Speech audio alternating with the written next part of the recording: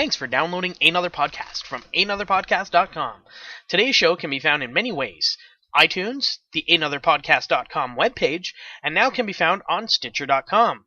You can now stream the latest show anywhere with the Stitcher app, on your computer, even on your boss's computer. Ehnother Podcast is now at your fingertips every day of the week and at your convenience. Enjoy today's episode of Warlock Wednesdays. Ehnotherpodcast.com. Not a sponsor.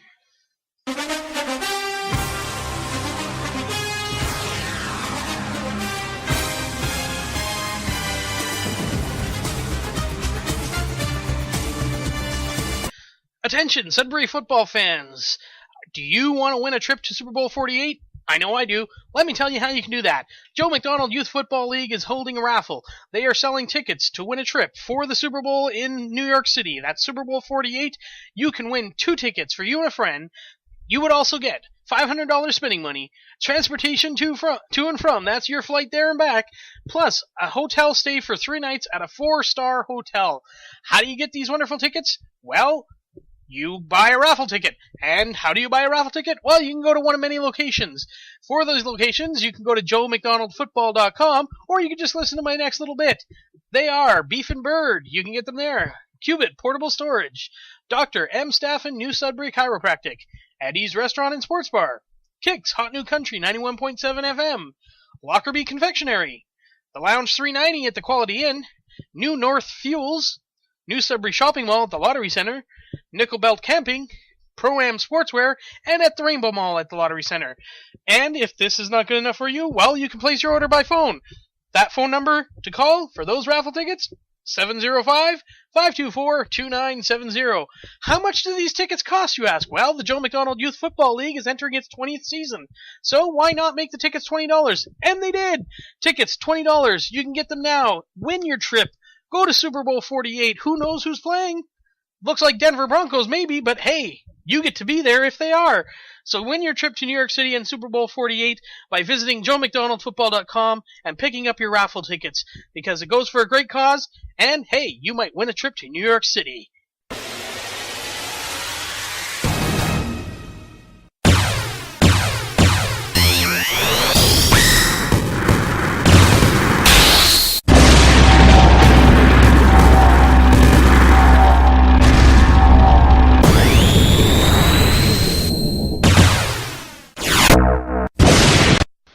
Hello everyone and welcome to another week of the Warlock Hour. This is Warlock Wednesdays. I am your host, Razor, and I have a nice show lined up for you this week. I hope that you enjoy all the information I provide. We got a lot of casting news, or at least casting rumors. Some confirmed, some not, but we'll get to that a little later. Of course, we always have the box office numbers, and again, that'll be later. Because as always, here on the Warlock Hour, we are going to start with comics. We are going to give you your comic book releases for the week of October 30th, 2013. So what are those comic book releases, you ask? Well, it's a light week from the major comic book distributors. DC Comics and Marvel have their light week ahead of them this week, but they do have comic titles coming out, and here they are. From DC Comics, Damian, Son of Batman, number 1 of a 4-part miniseries. Forever Evil Argus, ARGUS, that's an acronym. I'm not sure what it stands for because I'm not reading this series personally, but it is a miniseries that is number 1 of 6 this week. Sandman Overture, number 1 of a 6-part miniseries. And finally, from DC Comics this week, Smallville Season 11, Special number 3. As we move over to Marvel, we have Deadpool Kills Deadpool, number 4 of the 4-part miniseries, so this is the final issue in that little series. Infinity, number 5 of a 6-part miniseries. A lot of miniseries getting released this week, or at least issues of miniseries. Kick-Ass 3, number 4 of an 8-part miniseries. Superior Spider-Man number 20, and X-Men Battle of the Atom, number 2 of the 2-part miniseries. Now, Battle of the Atom has been going on in all the X titles this past month, so this is the kind of wrapping it up, at least for now. Moving on to the independents, or the lesser knowns for some of you. Some of you live by these companies more so than by Marvel or DC. so they're just as popular to you. However, they are considered quote-unquote independents. Dark Horse Comics this week has Itty Bitty Hellboy, number 3 of a 5-part miniseries. See, even the independents have miniseries issues coming out. From Dynamite Entertainment this week, we have the new title, Ash and the Army of Darkness, number 1. Also from Dynamite Entertainment, Kevin Smith's The Bionic Man, number 25. As I mention almost every time I mention this title, this is based on a script written by Kevin Smith for a movie called The Bionic Man that never got made. Kevin has said on numerous podcasts that a few of his scripts that he's written in the past will and quite possibly be turned into graphic novels or comics, depending on the studio or the comic book company that's willing to do it. Moving on to IDW Publishing, they have G.I. Joe number 9. For you Kiss rock band fans out there, Kiss Kids number 3 of a 4-part miniseries. And also Teenage Mutant Ninja Turtles number 27 comes out this week. From Image Comics, we have Witchblade number 170, and finally from Zenescope Entertainment, another miniseries issue, Hit List number 2 of a 5-part miniseries. That is it for your comic book releases. Let's take a look at your box office numbers. So for the weekend of October 25th to October 27th, we have a movie that finally supplants Gravity as the number 1 pick. The number 1 and new movie this week, Jackass Presents Bad Grandpa, made $32 million, doubling its budget in its week 1. Not many movies can say that after 1 week. There are a few, but not many. That's mostly because some movies cost hundreds of millions of dollars to make, and you gotta make hundreds of millions of dollars to break it, so, to double it. So Jackass Presents Bad Grandpa is number 1. Number 2 is the aforementioned Gravity, which has slipped down. It made, though, another $20 million, bringing its 4-week total to just under $200 million, as it has $199,649,748. So it's just under that $200 million mark, so it will crack that by the time I get back to you next week. Number 3 was last week's number 2, Captain Phillips, bringing in $11.6 million. The Counselor disappointed a lot of critics, or at least disappointed a lot of moviegoers, as it only brought in $7.8 million. Now, that's still a nice chunk of change. However, it was not well received around the board. One headline I had read was A Good Grandpa, Bad Counselor. Grandpa being in quotes and Counselor being in quotes, because Bad Grandpa did so well and the Counselor did not do as well as had been hoped. Number 5 this week was number 5 last week, Cloudy with a Chance of Meatballs 2, $6.2 million. Carrie slips down to the number 6 spot with another $5.9 million. Escape Plan moves down to number 7, $4.5 million for that this weekend. 12 Years a Slave jumps up from the 16 spot where it debuted last week to number 8 this week with $2.1 million, bringing its 2-week total to $3.3 million. Now, that doesn't seem like a lot. However, last week, this movie only played on 19 screens. It is now only on 123 screens and averaging $17,000 per screen. That's impressive. Number 9 this week, Enough Said, down from number 7th last week. It brought in another $1.5 million. And rounding out the top 10 is Prisoners, with $1 million being the last $1 million movie in the list. I just want to scroll down a little bit. A movie I mentioned last week, Kill Your Darlings, which was only on 4 screens, is now up to 8 screens. Brought in another $41,000, bringing its 2-week total of a grand total of 12 screens. If you 4 to 8, so it had 8 screens for a week and 4 screens for a week. $132,000. Its average is $5,000. The biggest average, though, this week was a new movie, Blue is the Warmest Color, number 34, with a bullet. $100,000 is all it made. However, it only played on 4 screens, so averaged out to $25,000 a screen. Pretty impressive for these very not widely released movies. Still hoping and praying that Kill Your Darlings will end up at my theater so I can check it out. I'm very anxious to see it. Might have to wait till DVD, but you never know. That is your top 10. Moving on to your releases for this coming week. There's quite a few of them, actually, for November 1st. First of all, we have Ender's Game, which is based off the novel of the same name, starring Harrison Ford, Ben Kingsley, and I can't remember the kid's name at the moment, the kid who's playing Ender, but this movie's going to be probably pretty popular. We also have the animated feature Freebirds, featuring the voice talents of Owen Wilson and Woody Harrelson as turkeys who go back in time to try and stop the first Thanksgiving from happening so that turkeys are not on the menu. Also featured in this film are the voice talents of George Takei, and this film was done by Kevin Smith alum, View Askew alum, if you will, Scott Mosier. So I'm looking forward to seeing this, to see all the work that's gone into it.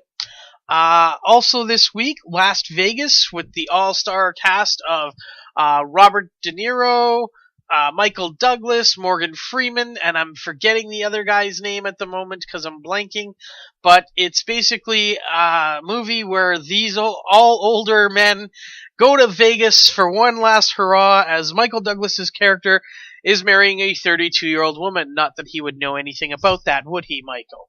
Or would you, Michael? Also this week, in limited release, About Time, a film by the filmmakers that did the movie Love Actually. This movie is very interesting. If I just take a quick peek, I forgot who the stars are. Amy Adams is in it. She plays, obviously, the female lead love interest type thing. I know who the kid is. Oh my goodness. Okay, he's Brendan Gleeson's son. I'm gonna mess up this name. My girlfriend's gonna have to correct me. Dominal?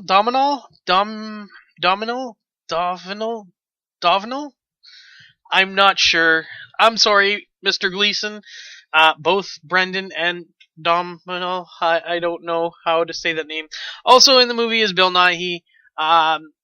This movie should be interesting. I'm very much looking forward to seeing it eventually. Not sure when, but I hope to see it. Honorable mentions this week, the movie Diana, based on Princess Di's final few days or few months or whatever. It's a biopic after she had left the royal family, so the royal family is not involved in the picture and will do very little. It's going to lead up to, I believe, her untimely death. And also, another honorable mention this week that's in limited release. Actually, it's only being released in LA and New York until next week, November 8th. And that's Dallas Buyers Club. So those are your movies that are coming out for the week of November 1st, 2013. Let's move on to some entertainment news. First up, Tom Hardy. Tom Hardy has been officially announced as that he will be playing Elton John in the movie Rocket Man. Rocket Man is going to be a larger-than-life musical spectacle that tells the story of a child prodigy turned music legend. This will have Elton John. He's going to re-record some of his hits for this film. I'm not exactly sure what they're doing with this film. All we know is that Tom Hardy is going to be Sir Elton John, although I don't know if he'll be Sir in the movie. We'll just have to wait and see. For you 50 Shades of Grey fans, as we announced, I believe, just a week ago, Charlie Hunnam is out as Christian Grey. He said that there's no way he could do it with his schedule, and Northern Irish actor Jamie Dornan is in. Jamie Dornan has been cast to play Christian Grey in the upcoming Universal and Focus adaptation of 50 Shades of Grey. As I mentioned last week, he was one of the rumored possibilities. Again, I thought Alexander Skarsgård was probably the better choice, but what do I know? And honestly, what do I care? Not targeted for me, but maybe targeted for you. I don't know if I have too many female listeners out there other than my girlfriend, but I hope I do. Moving on to Star Wars news. It seems the author, or the possible screenwriter, Michael Arndt, who was previously wrote Toy Story 3, is no longer writing Star Wars Episode 7. Instead, that will be taken over by none other than director J.J. Abrams and his writing partner Lawrence Kasdan. They will take over writing duties, and of course J.J. is continuing to direct. So that's what's happening in the Star Wars universe that's pretty big.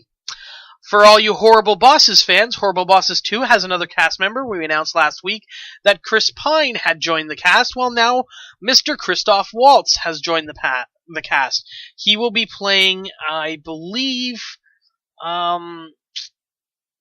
he's playing a father-son duo with Chris Pine, I believe. I think he's going to be part of that storyline. It doesn't say too much, but he is coming back, and of course, the regular cast he's not coming back, he's joining the cast, so the rest of the cast is coming back. I am a big World of Warcraft fan, and they have announced another leading actor has been cast. There's still negotiations going on with Paula Patton and Colin Farrell. However, they have signed Travis Fimmel, who is the current star of the show Vikings. He has been signed on for one of the 4 leading roles. Now, they have a picture of him here, and if I were to guess just by appearance, he could easily play any number of male leads, so I'm not sure where they're going with this. I don't know the story they're doing, and that's the problem. So it's hard to say. He could be a young Thrall, possibly, if they're going that route. He could also be one of the troll leaders. It's quite possible, but again, I don't know the story that they're planning on doing, so we'll just have to wait and see where things go and where things fall into place. Announcement for a release date, or at least a release month. It seems that Guillermo del Toro's gothic thriller Crimson Peak will begin shooting this February, and set for a release, or targeted release, of April 2015. Ben Affleck has spoken about Batman. Of course, there was the clip that I shared a few weeks back, 2 to 3 weeks ago, of where he was on the Jimmy Kimmel Show. And now we've got a couple of questions that were asked of him, and I'd like to read you his responses to those questions. First of all, he was asked, do you remember your first thought when the idea of you playing Batman was originally presented to you, and was there a tipping point in your decision-making process, a moment where you started to think, I really want to do this? His response, initially, I was reluctant, as I felt I didn't fit the traditional mold, but once Zach showed me the concept, and that it would be both different from the great movies that Chris and Christian made, but still in keeping with tradition, I was excited. Doing something different and new is always tricky, and part of the thrill and the risk is that initially it confounds expectations. The truth is, it's the movie and the execution of it is what all the actors depend on, and I believe in Zach's vision. And then he was asked, Warner Brothers CEO Kevin Sujihara recently said that this version of Batman would be tired and weary and seasoned, and been doing it for a while. Is that how you envisioned him? And as well, what would you add to the description on the Bruce Wayne side of things?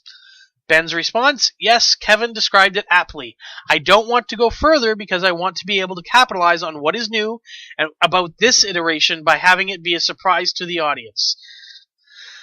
All I'm taking from that is that as much as people bashed Ben Affleck for accepting this role, or Warner Brothers for casting Ben Affleck in this role, Ben Affleck was reluctant to take on this role, and I can't say that I blame him, especially after all the backlash. So in Man of Steel 2, Ben Affleck will be playing Batman, and it seems there's some kind of nuances that will make things a little different.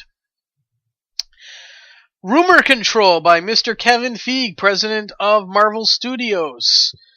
He was in a, oh boy,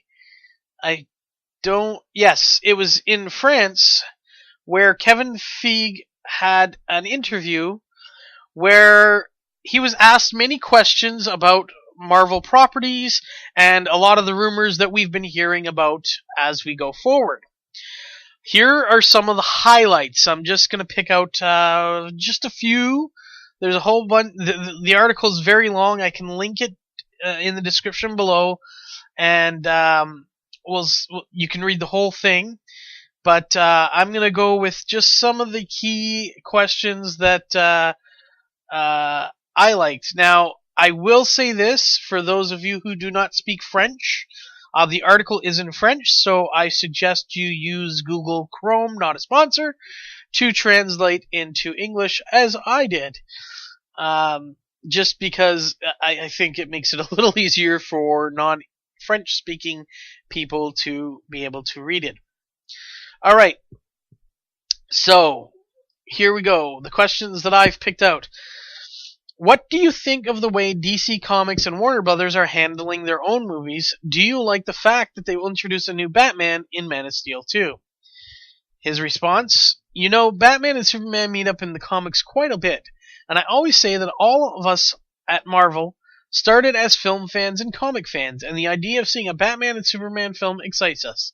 The idea of seeing it only because of the success that we had is very flattering.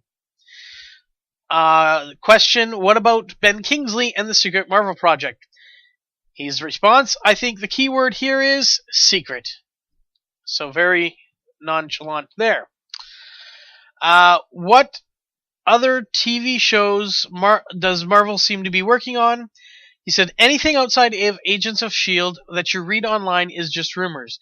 People are guessing what we do next. I can't speak much about television because that's not what I do. We have a TV division run by Jeff Loeb that is doing the Agents of S.H.I.E.L.D. show. They're certainly talking about things in the success of Agents of S.H.I.E.L.D., other opportunities, and other TV shows, but I don't know what those are. So he's the wrong man to ask that question, apparently. He was asked, tell us about Quicksilver and Scarlet Witch in Avengers Age of Ultron. What are they going to do in this movie? They're going to be incredibly exciting, he says, and live adventures. No, I can't say much about it. Joss, of course, has revealed that they will play a huge part in the movie. They will play, but we can't say much more than that. Is there going to be an Iron Man 4? He goes, well, if I believe Tony Stark to be James Bond, then there would be an Iron Man 4, 5, 6, 7, 8, 9, so on and so on. What is James Bond at? 20? So he said, so no Robert Downey Jr. was the question? He goes, well, that is the question. And again, that's a question we won't have to face until after Avengers 3. So that's at least 5 or 6 years away. And that makes sense to me because, he signed on for Avengers 2 and 3, and that's Robert Downey Jr., that is. Really, we don't need an Iron Man movie until after that, and then Robert Downey can, decide with the money and everything. But if you believe that a company won't cash in on things, even if they wait years down the road, here's the thing. They will. They will cast people. They will recast people. Like, how many Batmans have we had in the movie industry? Okay, let's just look at the movies. We've had Michael Keaton. We've had Val Kilmer. We've had George Clooney. We've had Christian Bale. And now we have Ben Affleck. Now, the Michael Keaton movie, I believe, came out in 1989. Possibly 1990. But we'll say 89 to give it the longest possibilities. So in 1989, we had our first movie, Batman. It has been, 24 years, and we've had 5 different Batmans in 7 different movies. Yeah, well, 8, because I'm including Man of Steel 2, where we know Ben Affleck will be playing Batman. So we've had 5 different Batmans in 8 different movies in 24 years. Iron Man will be recast at one point, and it won't be Robert Downey Jr. Sorry to say, he can't do it forever. So I can agree with him saying that there could be Tony Stark could be much like James Bond, where the actor could be replaced after a few movies. Now, don't forget, he's played Iron Man in Iron Man 1, Iron Man 2, Iron Man 3, The Avengers, and he'll be playing The Avengers 2 and The Avengers 3. He'll have done 6 movies. Some of the James Bonds, that's it. 6 movies is pretty much the top 2 Bonds, if I'm not mistaken. So it makes sense to me. And the final question I want to highlight is this. It's a little bit of a bigger answer, that's why I saved it till the end. Are you planning another Hulk solo movie? Here's what he had to say, because I was very interested in this. We have been discussing after Avengers what that would be, and what that would look like. It's really Mark Ruffalo's portrayal of Bruce Banner, in the way Joss Whedon brought him to life in the Avengers, and that is what worked. It's even why you ask me that question, which is good. We wanted that to happen. We wanted people to come out of Avengers saying the Hulk was their favorite character, or at least one of their favorites.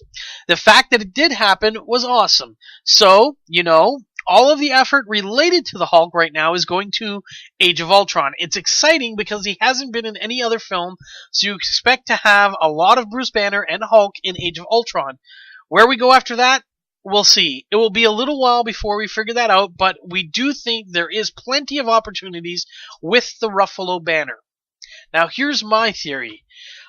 We don't know what the Phase 3 movies are going to be like. We know we're getting Ant-Man. That's all we know for sure. When you consider they're probably going to do Avengers 3 in approximately 20... I would go, let's see. We know we get Avengers 2 in 2015. Quick calculations. I would say 2017, 2018. So let's look at it like this. If we get 2 Marvel movies a year, which he has said in the past that that's pretty much what we're going to get. 2 Marvel movies from Marvel Studios. That's not including Spider-Man or the X-Men movies, because those are from Sony and Fox respectively. Not that I have any respect for Fox lately. If we look at it like that, Ant-Man is Phase 3 for sure. There's a possible Doctor Strange movie, and there's a possible Black Panther movie. Now, those are 3 different movies. Now, if we do 2 a year, where Ant-Man's coming out in the same year as Avengers 2, that leaves 2016 and possibly 2017. That gives us 3 to 4 movies there. Now, if the Avengers 3 doesn't come out until 2018, we could have a possible 5th where Avengers becomes the 2nd movie, but I doubt it'll be the 1st movie. So at most, we're going to have 4 movies. Now, he had also mentioned that we'd like to do 1 established and 1 new. Well, Ant-Man is new, but that's in 2015. So in 2016, if we were to have an established and a new, I would say this. You have a Doctor Strange movie, and you have maybe either a Thor or Captain America. You probably have a Thor movie, because Thor is coming out this year, and it would kind of fit in. In 2017, you could do a Black Panther movie and a Hulk movie. Skip the Captain America till after Avengers 3, and then in the same year you do Captain America movie, and then your next year you could introduce 2 new characters if you wanted to. Now, because he also said that's not always the case where we're going to do 1 established and 1 new. So there's just so many possibilities, and we don't know which way they're going because we don't know anything from Phase 3 that we might not even find out until Comic-Con this year. So that's what's going on with that right now. So let's move on to something else. Clive Barker has decided that he wants to reboot Hellraiser. He wants to do the reboot himself. It's not often that a original filmmaker wants to come back and wants to remake a movie that he did before. Excuse me while I take a drink. However, Clive Barker approached Dimension Films, which is the Weinstein spin-off company. He approached Bob, and he said, I would like to do Hellraiser, but he had some caveats.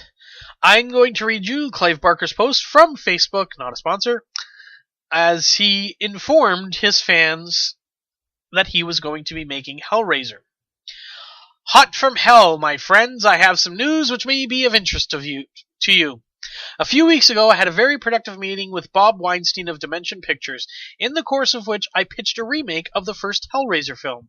The idea of my coming back to the original film and telling a story with a fresh intensity, honoring the structure and the designs from the first incarnation, but hopefully creating an even darker and richer film was attractive to Dimension. Today, I've officially been invited to write the script based upon that pitch.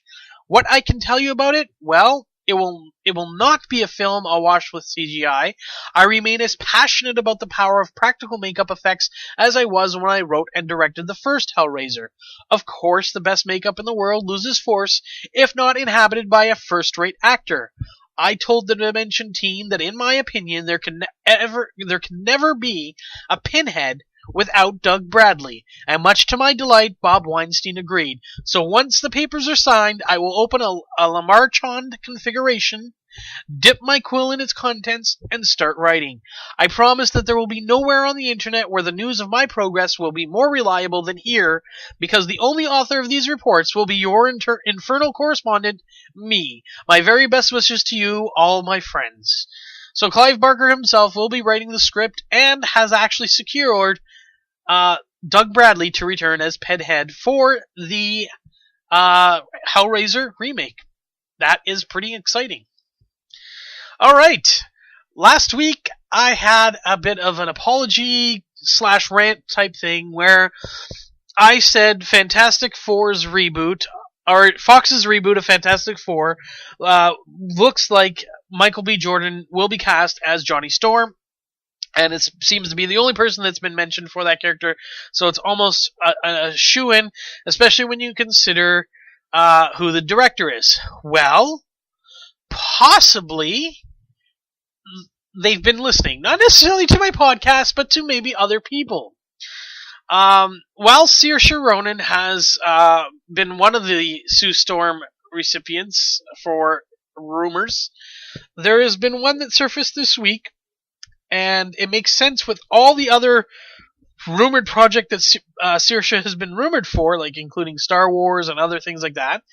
Samira Wiley. Now, she is in the Netflix show Orange is the New Black.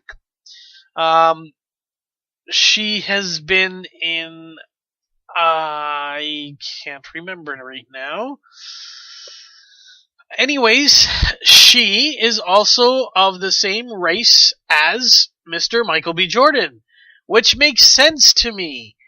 She is of the African American persuasion, if that will do. It's been said that she hasn't quite admitted that she's up for the role, but she did adjust the rumors. She said, I saw articles on the internet with my name being thrown in the mix, and I'm super surprised, honored, and excited about it. Just having my name up there, being a possibility, it's nice to be mixed in with all those wonderful actresses. However, it's been said by other people in the industry that she is definitely in the mix as far as names being mentioned around. Director Josh Trank has yet to confirm or deny any rumors of any casting, including Michael B. Jordan, although, as I said, that's almost a foregone conclusion. Alright, so let's move on to something a little bit different. As we know, the success of the movies The Expendables has Millennium Films looking into possibly doing a spin-off called Expendables. And Bells spelt B-E-L-L-E-S. That's right, it would be a women-led Expendables movie, basically. The quote from Lerner is, the action movie will be spectacular and is nothing inferior to the 3 male movies of the Expendables. There will be battles, special effects, and stunts. The spectacle will be equivalent to what Sly Stallone, Arnold Schwarzenegger, Jason Statham, Harrison Ford, Mel Gibson, Bruce Willis, Jean-Claude Van Damme have done. 2 excellent screenwriters are already working on the project. Now we are in search of a female director. They want a female to direct these actresses. Now, Lerner is currently in negotiations with actresses to play in the film. The screenwriters are Karen McCullough Lutz and Kristen Smith. He added that the story will take place in Brunei, and the ladies will be facing a villain in one of the richest countries of the world. Some of the names that have been bandied about for these female kick-ass stars: Meryl Streep, interesting, Cameron Diaz, and Mila Jovovich. So, would you go see an Expendables movie? I know I would.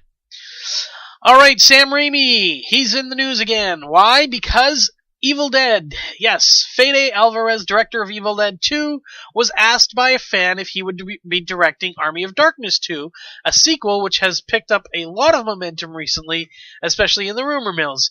And then Alvarez replied quite quickly, Sam Raimi will. That's exactly what he said.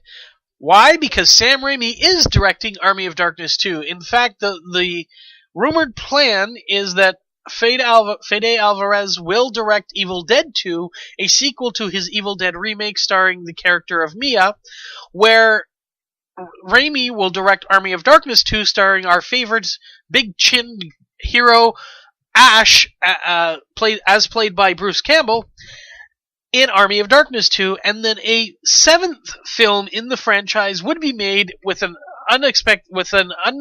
yet as named title that would basically have Mia and Ash in the same movie fighting off the Deadites, I assume. That's very interesting. Now, that's great news, and after great news, unfortunately, we have some bad news. Kevin Tancharin. He is the guy who has directed the very successful Mortal Kombat Legacy on the World Wide Web. Its second season was recently released. Unfortunately, he has decided to bow out of the Mortal Kombat world. He was going to be the director for the Mortal Kombat reboot. It just didn't work, he said. He said, after 3 years of combat, I decided to move on to other creative opportunities. I wish everyone involved in the movie big success. Thanks. So sadly, he will not be directing the next Mortal Kombat theatrical release, and it looks like they will have to go into a new direction. So that kind of sucks there, because he probably would have done an excellent job considering what he did with the web series. Numi Rapace has decided that she will be boarding a film where she will play 7 characters. This movie is called What Happened to Monday.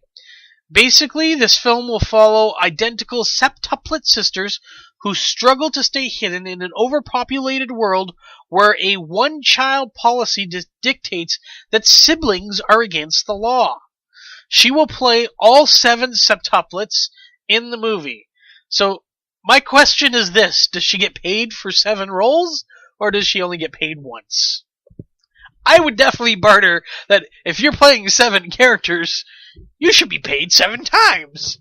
But you know what? Actors make a lot of money as it is, so we'll have to wait and see. I say that a lot. I've realized that. Yes, I know people are listening and probably saying, man, he says that a lot. Yeah, I do say that a lot. Mostly because my whole life lately has been a wait and see, and it's a wait and see attitude sometimes. You just have to wait and see. Moving on, the movie Dolphin Tale 2, which will focus on the, I believe, baby dolphin that was nursed back to health. As we know, Dolphin Tale, the first one, centered around centered around a dolphin that was brought into captivity that was not doing so well. They had to replace, I believe, Winter was the story, of Dolphin Tale. They had to replace the dorsal fin or something like that. I don't remember the movie totally. To be honest, I did not see it. I do know what it was kind of about. The new one is going to focus on the baby dolphin Hope, who was saved and rehabilitated by the Clearwater Marine Aquarium. Now, this movie has Bethany Hamilton joining the cast. Now, if you don't recognize the name totally, you might recognize the fact that she was the subject of the feature film Soul Surfer. This is the surfer who at the age of 13, was bitten by a 14-foot tiger shark while surfing off of Kauai's North Shore. It left her with a severed left arm. However, 1 month later, she was back in the water surfing and went on to win a national title as a professional surfer. She will be playing herself in the film that's set for release in September of 2014.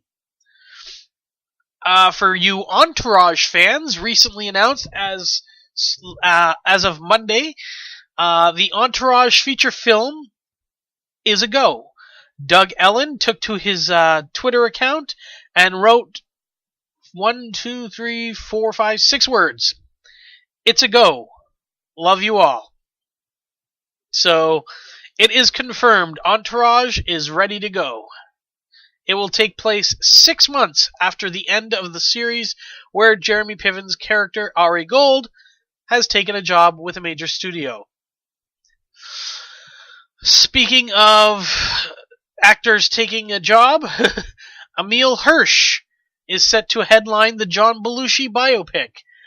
This biopic was announced 3 years ago, and Warner Brothers has the rights to the movie as they acquired the rights from the Belushi estate.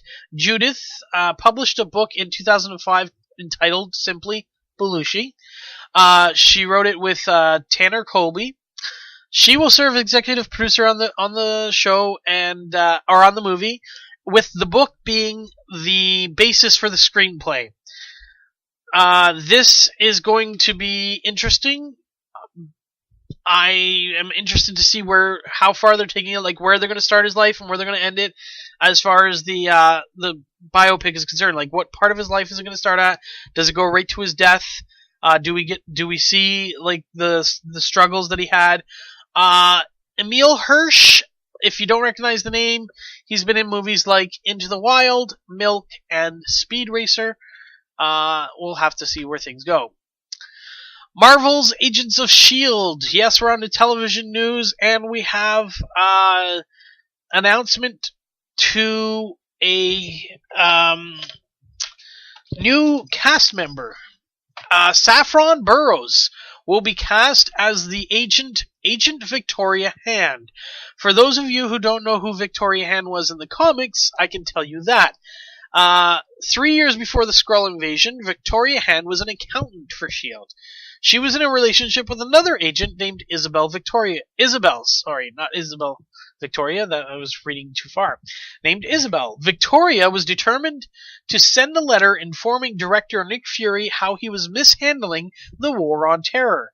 Isabel implored Victoria not to send the letter, but Victoria did anyways, and it was transferred immediately to Portland, Oregon. As a result, Isabel, furious that she did not listen to her, ended their relationship. Now, I have enjoyed Agents of S.H.I.E.L.D. so far. I don't know where they're going with the character of Victoria Hand. I don't know how they're doing it. As I said, that was just according to the comics, a little snippet that I took from Marvel Wiki, not a sponsor. What is interesting is that she will be playing, the character is a gay character. I want to know are they going to keep that as part of her character? Because in this day and age, I think it's important to try and keep as many pieces of a backstory in as possible, so that people who are fans of the characters or know the characters get something from what they remember. So that's how I feel about that. So that is it for your entertainment news this week. We're going to take a little break, and I guess we'll be back with some sports news. So we'll take this break now.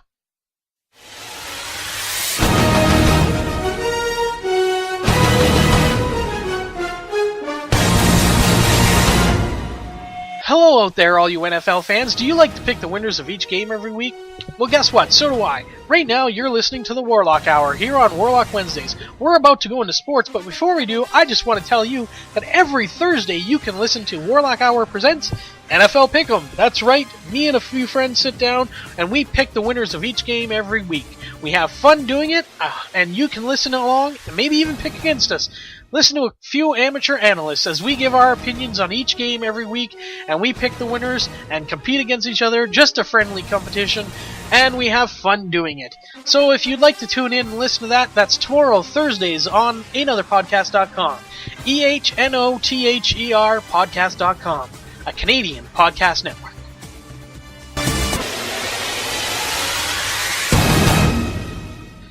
And we're back with some sporting news. We're going to start in the NHL this week. And in the NHL, we have a trade to announce. Kind of a big one, featuring the New York Islanders and the Buffalo Sabres. So players aren't going very far, as Buffalo is also in New York. Anyways, Thomas Vanek is no longer a Buffalo Sabre. He is now a New York Islander. Going the other way is Matt Moulson. Now, also, the Sabres picked up a first-round pick in the 2014 draft and a second-round pick in the 2015 draft. So, two picks for the Buffalo Sabres as well as Matt Moulson. And then the Islanders get Thomas Vanek. Now, here's the thing. Both these players are free agents at the end of the year.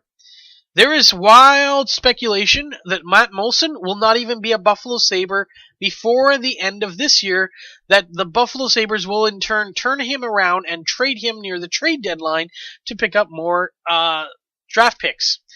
Vanek, on the other hand, is a free agent where he may stay with the team till the end of the year, depending on how things are going come free agent or come trade deadline.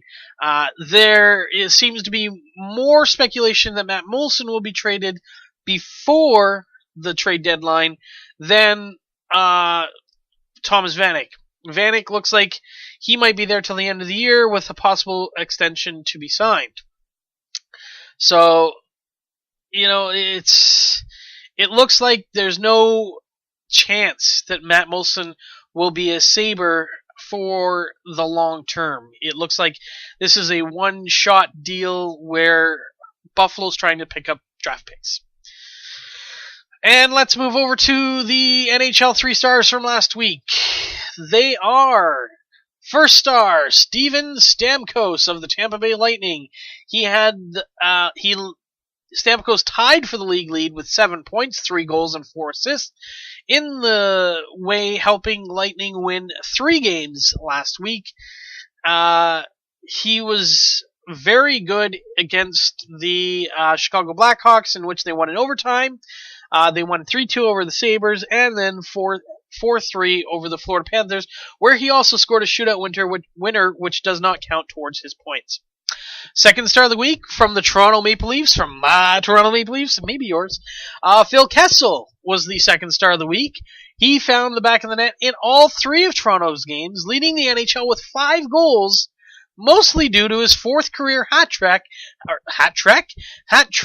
in the 4-2 victory over the Anaheim Ducks.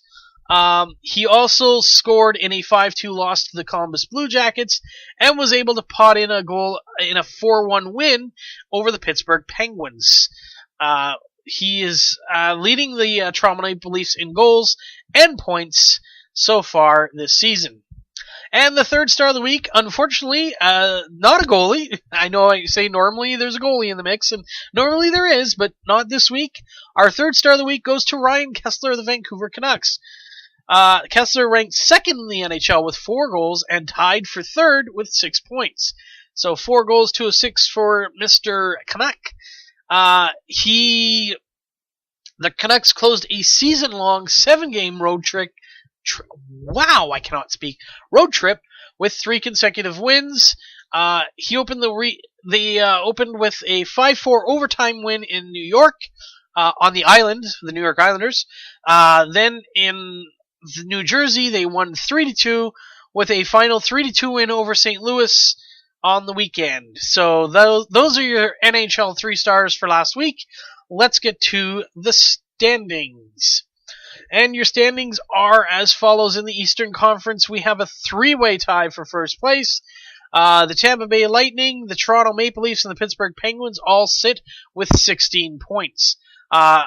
I'm going to go, as I normally do, by division, then wild card. So, in the Atlantic Division, Tampa Bay, as I said, Toronto, number 1.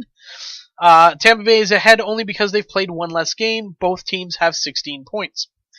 Boston has the third place in the Atlantic Division, and meaning they have the third spot in the playoffs for that final spot in that division. In the Metropolitan Division, Pittsburgh Penguins lead the way with 16 points, followed by the New York Islanders with 11 and the Carolina Hurricanes with 11. Your two wild cards currently are the Montreal Canadiens and the Detroit Red Wings, each with 14 points. Moving over to the Western Conference, the Colorado Avalanche are leading the entire Central Division with a 3-point lead, 20 points, 10-1 on the season. Chicago has 17 points for second place in the Central Division with, I already said 17 points, and Minnesota rounds out the top three in the Central with 15 points. And leading the league, the whole of NHL, mostly because they played one more game than the Colorado Avalanche, the San Jose Sharks are 21 points in the lead. Well, I guess they're only 1 point in the lead, but they have a 21-point performance so far, as they have 10 wins, 1 loss, and 1 overtime loss, where they get a point. So 21 points. Anaheim Ducks are second in the Pacific with 18 points, while Vancouver has 17 points for third in the Pacific. Your two wild cards in the Western Conference are the Phoenix Coyotes and the Los Angeles Kings, each with 16 points. So once again, the Western Conference is proving how tight it is from top to bottom. Just to give you another indication, the last place team in the Western Conference is the Edmonton Oilers with 8 points. Over in the Eastern Conference, 8 points would be good enough for fourth last. Behind the Edmonton Oilers in the Eastern Conference are the Philadelphia Flyers, the New York Rangers, and the Buffalo Sabres. So those teams are very much underperforming this year, especially the New York Rangers when you consider who their goaltender is.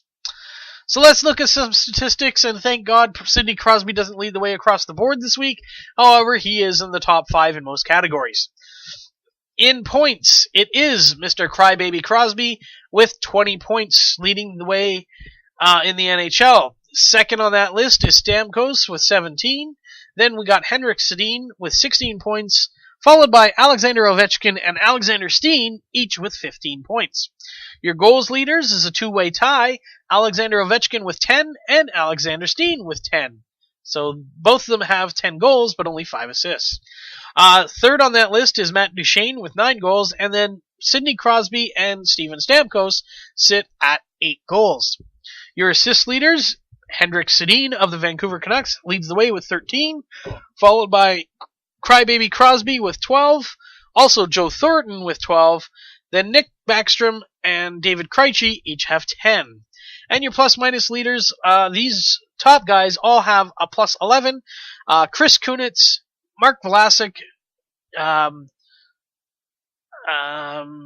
Johnny, it just says Jay Brown. Justin Braun of the Sharks has 11. And so does Lindholm of the Ducks, all with a plus 11. And then Matt Niskanen has a plus 10. Moving over to the goaltending side of things, Jean-Sebastien Giguère, a Colorado goalie, leads the way with the goals against average of 0.67, followed by Josh Harding with a 1 goals against average. Ben Scrivens has a 1.22. Is that Frederick Anderson? I better double check that guy's name. I don't want to get it wrong. Yes, Frederick Anderson, 1.50, and then Antti Niemi with a 1.53. Save percentage, J.S. Giguère, 981, Josh Harding, 953, Kari Lehtinen, 949, Tuukka Rask, 947, and Simeon Varlamov at 945. Your wins leaders are Antti Niemi with 9, Marc-Andre Fleury with 8, and then Simeon Varlamov, Ben Bishop, and Jonathan Quick, each with 7 wins. Your shutout leaders, Antti Niemi and J.S. Giguère, each with 2 shutouts, while Marc-Andre Fleury, Tuukka Rask, Yaroslav Halak, and a few others, I could go on and on and on, all have 1 shutouts. This will get more separation as the season goes on. So, that is it for the NHL. Let's move on to some baseball news. So, in the Major League Baseball, we have a World Series that is almost at its conclusion. There will be a Game 6. The question will be, will there be a Game 7?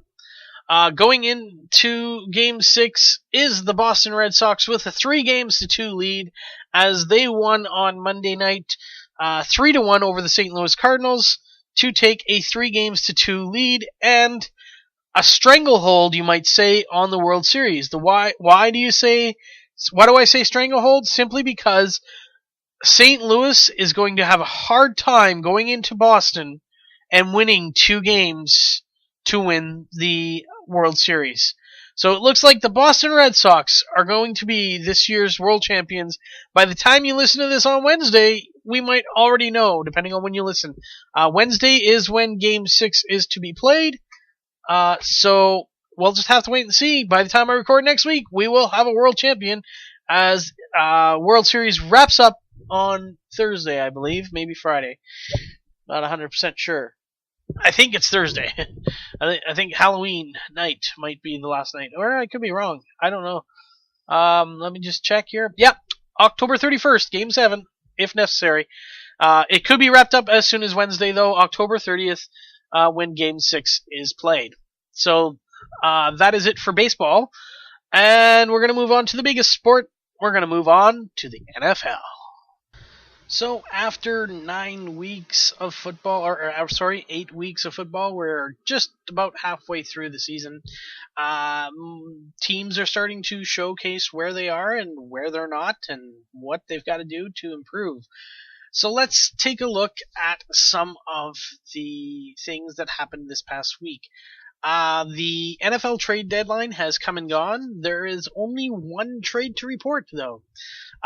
It was a trade between the Philadelphia Eagles and the New England Patriots. Philadelphia sends defensive tackle Isaac Sapoga and a 2014 sixth round pick to New England, where Philadelphia gets back a 5th round 2014 pick back.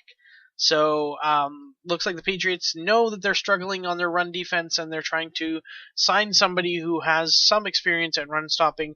Also, of note, this will give the Patriots a opportunity to move guys around and possibly run a 3-4 defense every now and then, as Sapoga's experience as a nose tackle will give them that opportunity and possibly allow them to throw in an extra linebacker to help stop the run.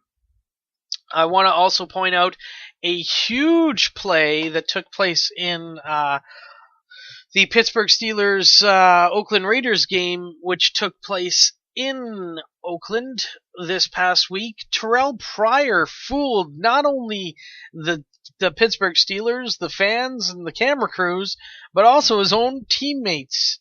Yes, his own teammates didn't even know what was going on. There was a offensive lineman, I believe it was, Stephen Wisniewski, was like, why is the crowd cheering? Because I could hear them cheering. And he said, I was like, we only gained about 5 or 6 yards because that's where Darren McFadden was. Then he looked up and Pryor was already past the 50, running down the field, and that's why the crowd was cheering. Why? Because Terrell Pryor ran for 93 yards from his own 7-yard line in the first series of the game or very early in the game, I'm pretty sure it was the first series though, to score a touchdown against the Pittsburgh Steelers, and then it was just more of pretty much the same from there. Terrell Pryor and the Oakland Raiders hang on to win that game 21-18. So what a feat of running for Terrell Pryor, a quarterback. Alright, as I've started doing, I take the segment by Greg Rosenthal from NFL.com, not a sponsor, called What We're Not Overreacting To. And this one is at the mid-season point. So after 8 weeks, what are we not overreacting to? Number 1 on his list is Tom Brady's struggles. let's face it, as much as I hate him, he is still one of the best quarterbacks to play the game. As we've seen on occasions this past season so far, there have been times where I have even said where the Patriots should have lost. Yet somehow the Brady train keeps rolling on through, and by hook or by crook and by luck, the Patriots are a 6-2 team. They are not great. Their defense has been okay. Their run defense has been atrocious. That's why the trade. But Brady is still Brady, and until he retires, he is still Brady. I hate it. I hate him. I hate the team. I don't hate him. I hate the team. I hate their coach, though. I absolutely despise their coach. I think the coach should not have been able to coach for a year after cheating. So, there's that. Number 2 on his list, Denver being the number 5 seed in the AFC. Kansas City is headed for a second half correction. That's right. Right now, Denver is technically the number 5 seed according to the standings. Now, we'll get to the standings a little later, the full standings, but here they are.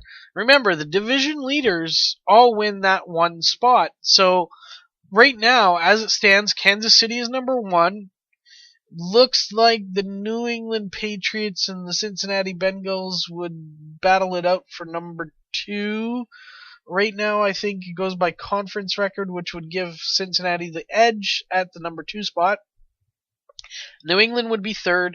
Indianapolis would be 4th because they're the division leaders in the South. And then Denver would be 5. That's not going to be the way things play out. Kansas City has the Buffalo Bills this coming week, and then they go into a bye week. After that bye week, once they start their second half of the season, they play Denver twice. Excuse me. They play Denver twice in a 2-week period. In a 3-week period. So they play Denver, then they play another divisional opponent in the Chargers, and then they play Denver again. They could easily lose 2 of those 3 games, both of them to Denver. So we're not overreacting to the Denver number 5 seed at the moment. Number 3, Robert Griffin III's season as a reflection on his future. Now, you got to remember, this guy is coming off of a torn ACL, and he is going to be as best as he can be. Not everybody can come back from a torn ACL and have a year like Adrian Peterson did last year. He's going to need time to heal. So, give him time, folks. He's going to be a much better quarterback as we continue and as his future grows. He's going to be a very bright star. The number 4 on the list, Chip Kelly's struggles. Let's look at things. He's going to be running things now with a number 3 quarterback. Not many people win with number 3 quarterbacks. He's going to end up bringing his own guys into the mix. I think we give Chip Kelly a couple more, at least another year or 2. I think his contract was a 3 or 5 year deal. Let's give him that 3 years anyways and see where he's at then, once he's got the players that he wants around him to run his offense. Number 5 on the list, the Atlanta Falcons organizations. Let's face it, the Atlanta Falcons are having a down year. There's lots of injuries and lots of things going wrong, but you don't overreact to the entire organization. Let's face it, Matt Ryan is still a pretty decent quarterback. They've lost their starting running back, their 2 starting receivers. It's just a bad year, that's all it is. They'll be back, don't worry about that. Another thing, number 6 on the list, the Baltimore Ravens' playoff chances.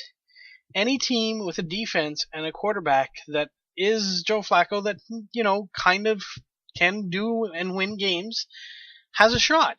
And as pointed out by another podcast, Buffalo Rumblings, not a sponsor, in the AFC, other than the division leaders and then the Denver Broncos, every team is in it, with the exception of Jacksonville.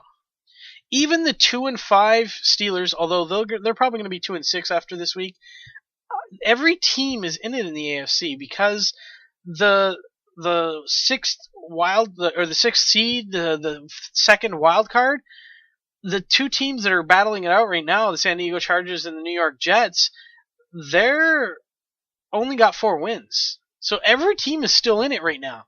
And while Baltimore hasn't been great, a 3-4 record is not horrible in the AFC right now. So we're not overreacting to that yet. Not yet. You never know, soon that might happen. But we're not yet. Alright, now some of the other things, since we are at the halfway point, he has here some things to look forward to in the second half. And he says, here are the top 5 teams to watch in the second half. The Carolina Panthers, the Detroit Lions, the San Diego Chargers, the Seattle Seahawks, and the Indianapolis Colts, to see what they do. Honorable mentions, he wants to say, though, to the Green Bay Packers, the Buffalo Bills, and the Oakland Raiders. So he can see that there are teams out there that are making a progress. Now, here's what he had to say, and I'm going to read it pretty much verbatim. Every year, I wind up adopting a few teams. I'm not a long-time fan, but something draws me in for at least one season. I end up watching them each week and quietly rooting. The 2005 Bengals were the first. The 2013 Chargers are the latest. Maybe it's my move to the West Coast so that no one talks about the Chargers. Phillip Rivers' 2-week stretch against the Eagles and Titans won me over. Risen from the ashes, the quarterback suddenly couldn't miss a pass. This team is exactly the opposite of expectations. Terrible on defense, awesome on offense. Anything seems possible in any given week. Rivers is reminding everyone of the guy who led the NFL in yards per attempt 3 straight years at one point. Surprises are the best. You'll notice a lot of young quarterbacks on these teams. Detroit's defensive line and much improved season from Matthew Stafford makes the Lions a fun weekly watch. Seattle is very creative on both sides of the ball. Russell Wilson is challenging Andrew Luck and Terrell Pryor for the league lead in wow plays. Luck is the most fun quarterback to watch overall, and there's just something about Chuck Pagano's crew that is admirable. They are greater than the sum of their parts, especially on defense. The Bills get an honorable mention because they are playing entertaining games. The defense is feisty, they are well coached, and better than their record indicates. The Raiders get mentioned because Terrell Pryor makes plays I've never seen before. So those are some of the things that he had to say to watch out for as we go forward. Also, he wants to point out some players that have kind of improved this year, the kind of comeback kids, if you will, guys that he thinks are risen from the ashes. His top 6 are Phillip Rivers, of course, as we just mentioned, Reggie Bush, Noshawn Moreno, who's definitely seriously showing that he can play the game very well, and maybe Peyton Manning has something to do with that. Doug Free, Sean Phillips, and James Hidigbo. I'm not sure I'm pronouncing that guy's name even close to correct. So those are just some of the things that we're looking at this week. Now let's move on to the injury report, and we have some big ones.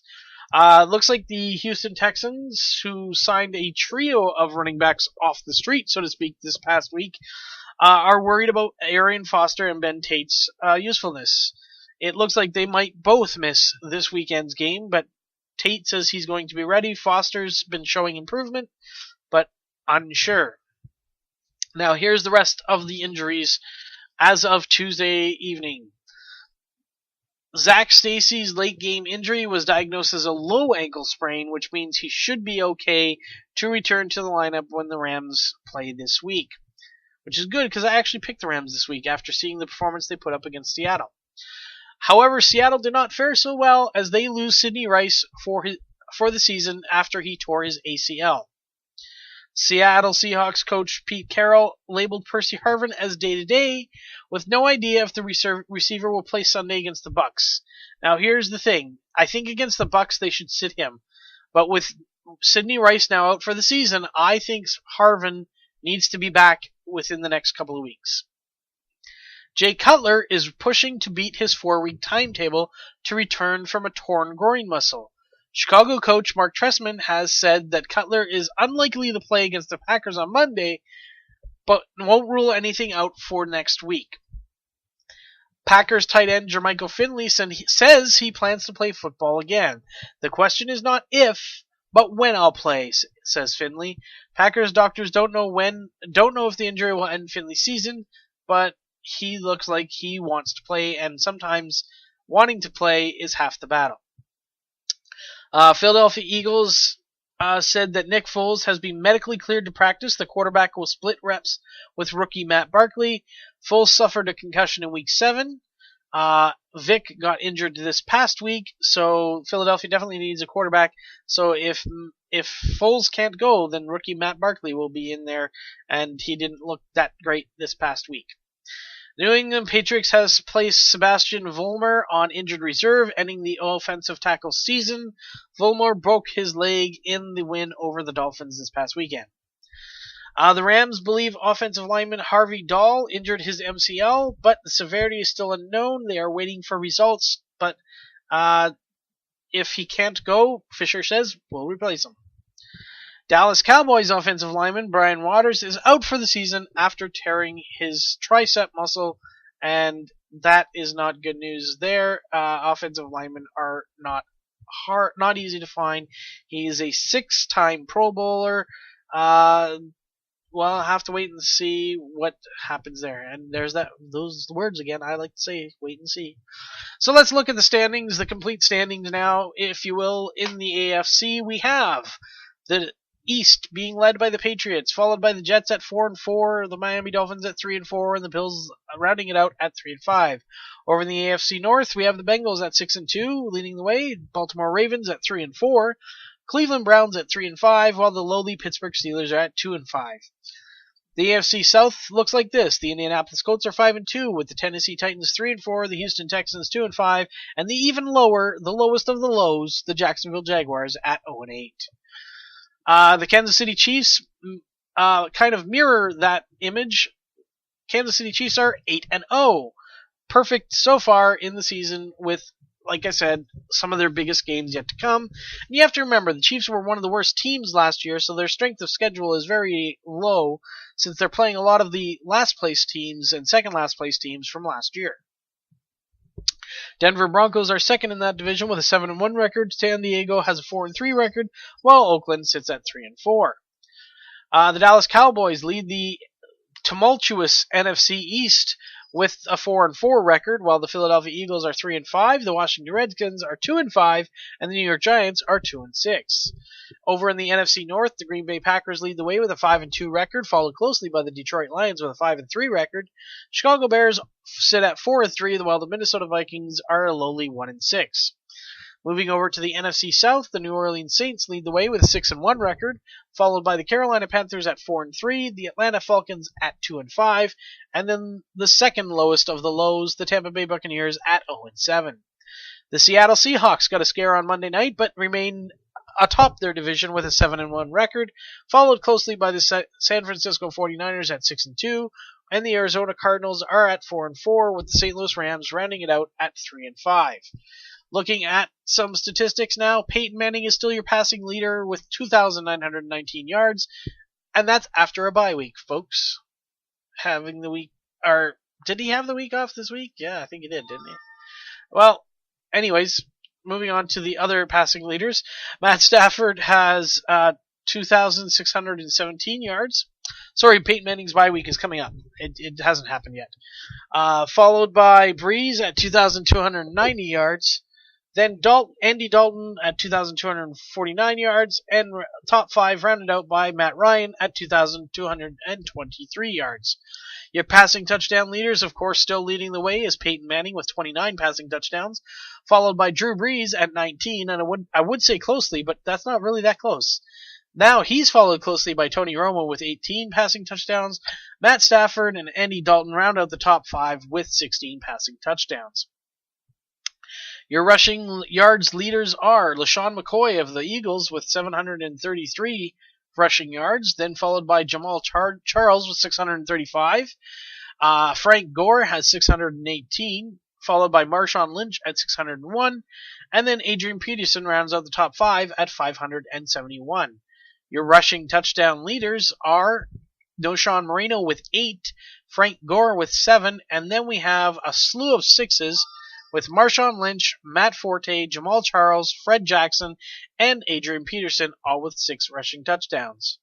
Your receiving yards leaders are Calvin Johnson, after a monster game, having 329 receiving yards this past week, which was 8 short of breaking the record. That's right, 7 yards and he would have tied it, 8 and he would have broke it. 821 yards receiving so far this season for Calvin Johnson, good old Megatron. Then we have A.J. Green at 734 yards, Demarius Thomas at 685, Victor Cruz at 677, and the top 5 are rounded out by Deshaun Jackson at 673. Your reception touchdown leaders are Wes Welker with 9 receptive touchdowns, Jimmy Graham in New Orleans, a tight end, I might add, has 8. Another tight end with 8 is Julius Thomas of the Broncos. And then Des Bryant of the Cowboys also has 8. We have 4 players that round out the top 5 with 7 receiving touchdowns. They are Megatron Calvin Johnson, Jordy Nelson of the Green Bay Packers, Vernon Davis, tight end for the 49ers, and is it Marvin? Yeah, Marvin Jones of the Bengals has 7 as well, and that rounds out your offensive stats. Let's get to the defensive stats. Your tackle leaders are Carlos Dansby of the Cardinals with 68, Paul Posluszny of the Jacksonville Jaguars with 63, Sean Lee of the Cowboys with 59, Derek Johnson of the Kansas City Chiefs with 56, and rounding out the top 5 is Vontaze Burfict of the Bengals with 56. Your sack leaders are, with 11.5 sacks, Robert Mathis of the Colts, followed closely by Justin Houston of the Chiefs and Mario Williams of the Bills, each with 11 sacks. Robert Quinn of the Rams racked up 3 sacks this week as he brings his total to 10. And rounding out the top 5, Tamba Hali of the Chiefs with 9. Your interception leaders are Sean Lee, DeAndre Levy, Kiko Alonso, Alteron Werner, Richard Sherman, Earl Thomas, Aqib Talib. All those people have 4 interceptions, so no one breaking away from the pack, all with 4 interceptions. That is pretty darn good. So that is your NFL statistics, and we're going to move on to the final segment, the WWE pay-per-view last week, Hell in a Cell. That's right, I made my predictions, and let's see how I did. The kickoff party did not kick off with the Big E Langston versus Curtis Axel IC title match because Curtis Axel got hurt and was removed from competition. He did not compete and was not at the event. So, that being said, the kickoff event was ended up being Damian Sandow versus Kofi Kingston, a match in which Damian Sandow won, so I had no prediction, so no loser. Now, Big E Langston did manage to get himself on the main card as he challenged Dean Ambrose for the U.S. title on the pay-per-view.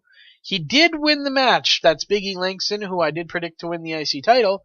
However, he won it by countout, so he did not win the title. So no title for Big E yet, although I don't think it's too far off. Added to the card were also the matches of Primo and Epico taking on the team of Antonio Cesaro and Jack Swagger. Of course, I didn't pick anybody because that match was not announced beforehand. Primo and Epico won that one. Another match that I was very disappointed was added was Fandango and Summer Rae taking on the team of Great Khali and Natalya.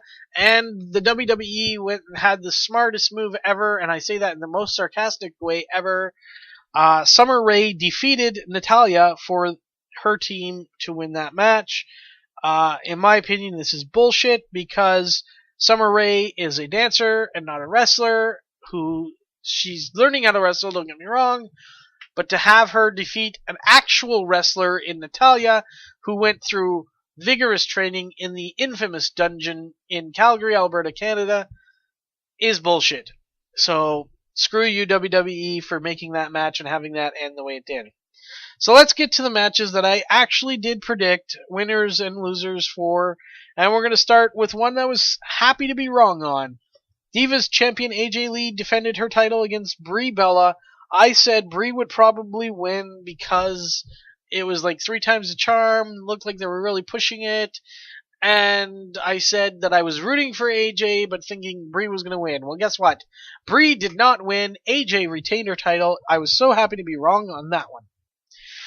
The WWE Tag Team Championship was on the line as Cody Rhodes and Goldust took on the teams of the S.H.I.E.L.D. and the team of the Usos. Jimmy and Jay Uso and Roman Reigns and Seth Rollins of the S.H.I.E.L.D. in a 6-person tag team match.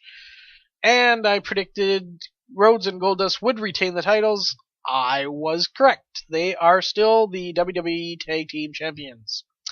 CM Punk took on the team of Ryback and Paul Heyman inside Hell in a Cell. Now, Heyman did never enter the cell. He came down to the ring in one of those genie lift carts, got the driver to lift him up to the top of the cell, where he stood the entire match while he watched CM Punk defeat Ryback. Then CM Punk climbed the cage and proceeded to beat Paul Heyman with a kendo stick before delivering a go-to-sleep on top of the steel cage. I predicted Punk would win and would get his hands on Paul Heyman, and that's exactly what happened. Next up, John Cena taking on Alberto Del Rio for the World Heavyweight Championship. I was half right. I said John Cena would win the match, but Damien Sandow would cash in. Well, I was right with the John Cena winning the match part. John Cena is the new World Heavyweight Champion. However, Damien Sandow did not choose to cash in until Monday night. After Cena came out to the ring and was celebrating, Damien Sandow decided to attack Cena with the briefcase, then a chair, then proceeded to beat the shit out of him before turning in the briefcase to cash it in. However, Cena is no longer alone as the only member the only person to win a Money in the Bank match, cash in, and lose. Because Monday night, Damien Sandow cashed in his Money in the Bank contract and lost the match. Cena is still your World Heavyweight Champion. Randy Orton versus Daniel Bryan for the WWE Championship inside Hell in a Cell with special guest referee Heartbreak Kid Shawn Michaels. My prediction was this: Daniel Bryan would win if HBK didn't turn the tide. Guess what? HBK turned the tide. That's right, Randy Orton is your new WWE Champion. Daniel Bryan was screwed over by the Authority, and of course, this is the storylines. It's stupid storylines, in my opinion. Daniel Bryan should have won this match. However, Daniel Bryan decided to flying knee kick Triple H after Triple H got involved into the match. He came inside the cage, and after seeing that, Shawn Michaels super kicked Daniel Bryan. Randy Orton crawled on top. Michaels counted the 1, 2, 3, and Randy Orton is your new champion. So with my caveat, I did fairly well, going a impressive, I would call it 3.5 out of 5 for my predictions. So not bad, considering there were matches added and then matches changed for this past week's pay-per-view. I lost my train of thought there. And that is it for this week, folks. I hope you enjoyed the show. It was a little bit longer than normal. I've been keeping them down to an hour. We're a little over an hour, but that's okay. We had a lot of information to get through, and I hope you enjoyed it all. I know I enjoyed it, and that's why I come back and do it every week. I hope you enjoyed this week's show. I hope you come back next week. And remember, there are a lot of shows on this network. We have tomorrow on Thursday, the NFL Pick'em, where I sit down with a couple of friends and we pick NFL games and we try to decide who the winner is based on amateur analysis. And I did fairly well last week, so I'm looking forward to making picks this week. On Mondays, we have Ehnother Monday, or Ehnother Podcast on Ehnother Monday, hosted by James and OJ. On Tuesdays, we have Real Music, Real Tuesday, hosted by OJ and James. On Wednesdays, you're listening to it right now, Warlock Wednesdays. I hope you come back next week. Have a great week, everyone. Enjoy the show. Enjoy all the shows on the network. That's ehnotherpodcast.com, EHNOTHER podcast.com. Have a good one, everyone.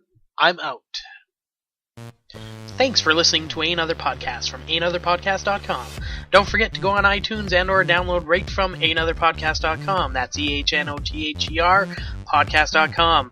Follow us on Twitter at Ehnother Podcast. Be sure to check back for tomorrow's show only on Ehnother Podcast, your Canadian podcast network. Ehnotherpodcast.com. Not a sponsor.